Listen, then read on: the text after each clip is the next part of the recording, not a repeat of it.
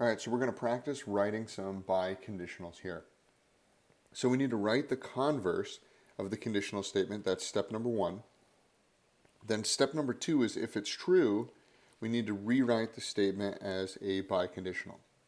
So for the first one, if the sum of two measures of two angles is 90 degrees, then the angles are complementary. So I always like to go ahead and I like to underline the beginning and then underline the second part in a different color. So I know for the converse, I'm going to flip it.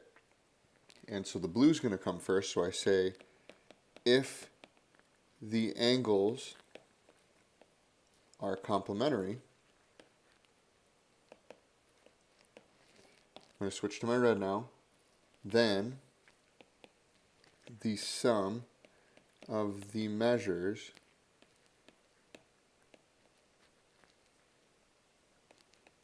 of two angles is 90 degrees. So I look at the first one, and if the sum of the two is 90, then we would call that complementary. This is true. That's important. And the second one, if they are complementary, then they add up to 90 degrees. This is true.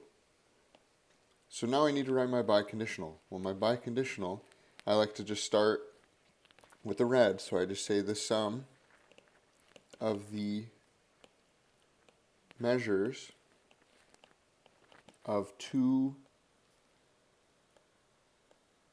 angles is 90 degrees. And right here, right in the middle there, that's where I'm going to put my if and only if.